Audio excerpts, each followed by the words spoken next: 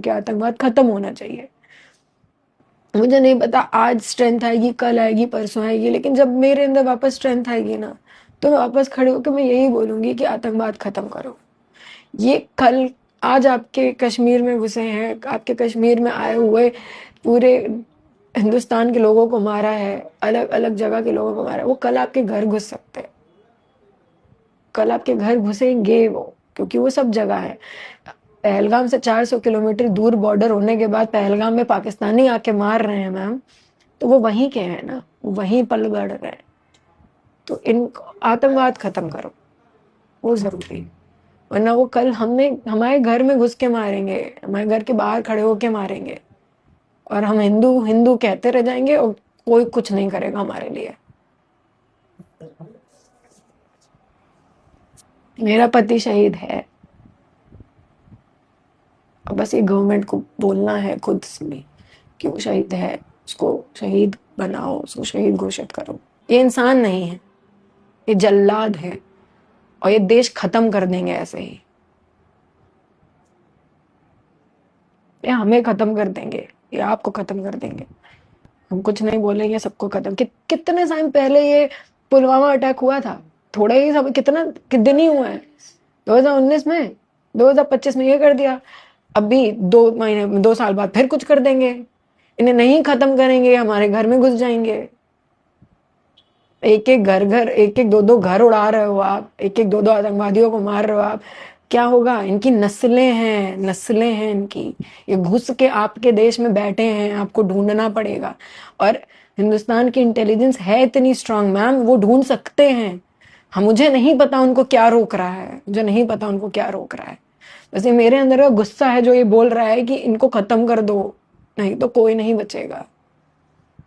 मैं जो इतने प्राउडली हिंदुस्तान बोलना शुरू किया है ना इंडियंस ने, यहाँ पे खत्म हो जाएंगे ये।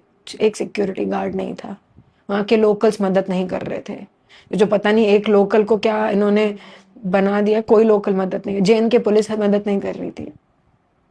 No help, no help, just people running, crying, begging, no help, no help, there was nothing.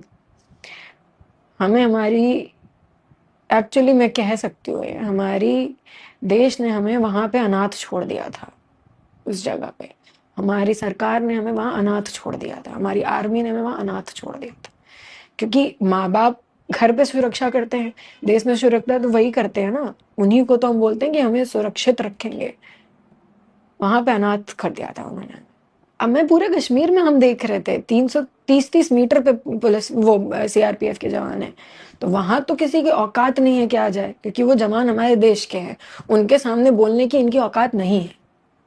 But हाँ, ये लैक ऑफ, गॉड नोज क्या, lack of security, lack of intelligence, lack of acknowledgement है, क्या फेलियर है इसके पीछे, मुझे नहीं पता। कि जहां पे आपको पता है कि इतने लोग रोज आ रहे हैं, जा रहे हैं, आपने वहां पे कुछ नहीं दिया। और वो ऐसी पहाड़ी है कि इंसान वहां से स्केप कर भी नहीं पाएगा। पता नहीं कैसे लोग उतर के आए हैं, कैसे लोग बच बच के आए हैं। वहां देयर इज नो ट्रेल। एक होती है कि ट्रेल होता है, कुछ नहीं है मैम वहां पे, बड़े बड़े पत्थर हैं। कैसे नीचे आए हैं लोग, कैसे हम नीचे आ पाए हैं, हमें नहीं पता। क्या शक्ति हमें नीचे लेके आई थी। हम वहां किसी, हम किसी की उम्मीद ही नहीं कर सकते थे कि हमें कोई मदद करे। कोई था ही नहीं, कुछ था ही नहीं वहां। गिरते पड़ते आए हैं, घसीटते हुए आए हैं, लिटरली घसीटते, तो ऐसे बेहुद घसीट रहे हैं हम।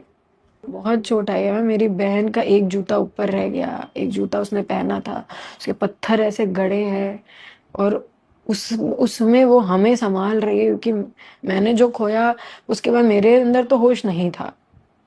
जिस तरीके से हमें संभाल के लाई, बहुत बड़ी चीज थी।